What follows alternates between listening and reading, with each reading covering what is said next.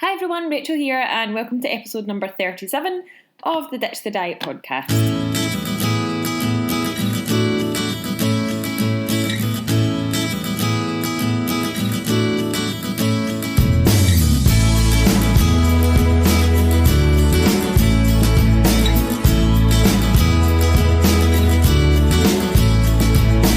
Today's episode is going to be really quite a quick one, and it's following on from last week's chat about motivation. This is a recording of a Facebook Live video that I did last week, speaking about what motivates me and some easy and simple steps to help you get motivated as well. So the audio has been lifted from the Facebook Live video, so it might not be great quality, but the content is there and it's nice and short and sweet, so I hope you enjoy it. I will get right into it just now. I'll be back at the end to tell you more about the Ditch the Diet Academy and how you can get involved when the Academy opens in just 3 short weeks from today. Enjoy. Hi everyone, it's Rachel here at Walk the Top Life and the Ditch the Diet Academy. Good evening. Hope you're well. Tonight I'm going to be talking to you about motivation as soon as I sort out my lighting situation. So, thank you very much for joining me. I'm going to take up only about 15 to 20 minutes of your time, and if anyone does have any questions at the end, then I will take your questions as well. So, the number one question that I get asked all the time at the moment is, Rachel, how do I get motivated? Or I've lost my motivation to, I don't know, eat healthy, exercise, fix my hair, as I always do when I'm on Facebook Live. Thought I would just come on here and I would tell you a little bit about what motivates me and how I sustain and gain motivation. So let's get in about it. My 5 tips for motivation. So a lot of people say to me, Rachel, I can't seem to get motivated. And my question back is, what is it that you're trying to achieve? And the look that I get is often a look of like,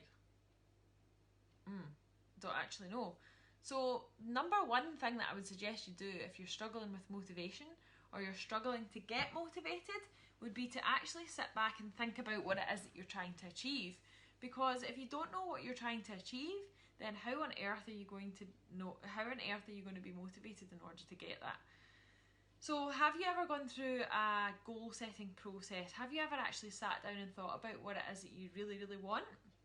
Because if you haven't done that and you don't have clear goals and a clear strategy in order to get to where you want to be, then motivation, what is it that you're going to be motivated to do and what is it that you want to do? And if you don't know that, then how can you get motivated? Once you know what your goal is, or even before you know what your goal is, you need to understand that you need to know why you want to achieve that goal. So to say that you want to lose weight is not enough. It's not enough. If someone says that to me, I say, why do you want to lose weight? What is the reason? It's not just because you want to stand on your bathroom scales in the morning and see a lower number. That's not why you want to lose weight. Maybe you want to lose weight because you want to get naked in front of your other half for the first time in over a decade. Or maybe you want to buy 2 sizes smaller in your wedding dress this time next year. Maybe you want to lose weight because you're exhausted all the time and you want to be able to keep up with your kids and not feel exhausted all the time. Like, there's got to be a reason behind it. Maybe you want to get stronger so that when you're an older adult or you're elderly, that you don't that your body doesn't just stop functioning. Maybe that's why you want to get stronger. Whatever it is, make sure that you're setting clear goals and that you know why you want to achieve them.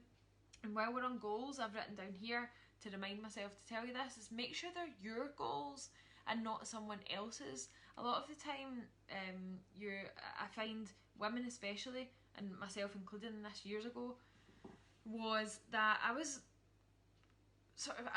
striving towards someone else's goal, or what the ideal is that I used to see on Instagram and Facebook about what people think is the ideal body or the ideal way to look or the ideal way to exercise.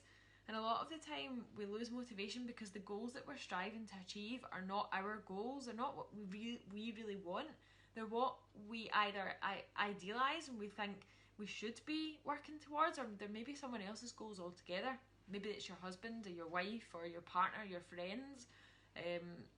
or trying to push you towards something that you don't really want, it's not going to work. So that's number one. Number two, have a plan. You need to have a plan, a clear plan in order to get there. You cannot expect to get motivated to do something if you, one, don't have a goal, and two, don't know why. And also, if you don't have a plan of action, having a plan of action, I cannot imagine waking up in the morning and not having a plan of action in order to get me to where I want to be. If you have goals and you want to be motivated to get to them, you need to have a plan. And whether or not it's whether it's you that creates that plan, or you hire someone to help you create a plan, or you have a coach, or you have a structured program that you're following like I do, you need to have a plan, because if you don't have a plan, you will not have the motivation to execute anything. Waking up in the morning, having a goal and not having a plan, it's like, what the fuck? It's like saying that you want to drive to, I'm going to pick somewhere really random, Cardiff tomorrow from Glasgow, and you're not going to put your sat nav on, you're just going to like drive and hope for the best. You might get there eventually, maybe, I don't know, maybe, but yeah. Support and accountability is my number 3 tip. Support and accountability. You can't do this on your own, even if you think you can. I am the most stubborn bitch ever. I love doing stuff on my own. I thrive on doing things on my own. I'm quite good at doing things on my own, but it gets to a point where I need support and accountability. Accountability being really important. Find people who are going to be on your team. Even if your goal is a solo goal, find people that are going to support you, whether that's friends, family, other people that want to achieve the same thing that you want to achieve. You need to have that support and accountability. You cannot do this on your own. You need to have someone there to check in with you, to say, Rachel, have you done what you said you're going to do today? It's vital. Accountability is probably the most important thing. So that's my number 3. Number 4 is, if there's someone who has already achieved the goal that you want to achieve, then or a role model, for example, someone that you want to model yourself on, or has already achieved what you want to achieve, then that is great. Having a role model is probably up there with, it's in my top 5 anyway. Having a role model is really important. So find someone that's done what you've done and copy them. Speak to them, ask them what they did, ask them what their plan was, what they followed, can they help you, what coach did they have, what help did they have to get, what books did they have to read, what videos did they have to watch. If someone has got what you want to have, then ask them how they did it and role model them. And number 5, which I suppose kind of goes with this one and the one before, is ask for help. Everybody thinks they can do things on their own, but we are social animals. We need to work together with other people, socialise and interact with others, whether that be online or in person. You need to ask for help. So once you've written down your goal, you know why you want to achieve it, you've got a rough plan of action, then you need to ask for help, because you can't do everything on your own all the time. So there we go. Let's recap. Goals. Know your why, make sure they're your goals and not someone else's. Plan, have a plan of action. Number 3, support and accountability. Make sure you've got a tribe of people that are supporting you, friends, family, online friends. Pick a role model. Has someone else got what you want to have? Role model them, ask them what they did, ask them what their plan of action was, ask them what held them accountable and kept them motivated.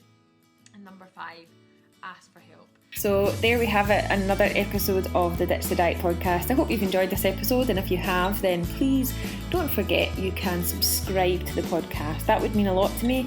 If you have enjoyed the episode, please subscribe and also share it with anyone else who you feel might benefit from listening.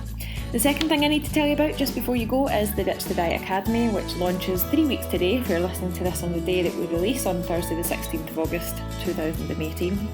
The Ditch the Diet Academy is for you if you are on that awful yo-yo diet cycle. You want to learn how to quit yo-yo dieting, but you just don't know where to start. Then the Ditch the Diet Academy is for you, and all you need to do right now is head to ditchthedietacademy.com, enter your name and email address, and I will be able to keep you up to date on exactly what's happening, what's included, what you can expect when you join, how much it costs, and everything else that you are desperate to find out. If you'd like to get in touch with me, you can do so by emailing me. It's Rachael@walkthetalklife.com. If you have any questions, suggestions, or you just want to say hello, it's always nice to hear from my listeners. So that's it for another week. I'll see you next Thursday for another episode of the Ditch the Diet podcast. Until then, enjoy the rest of your week. Have a great weekend, and I will see you soon.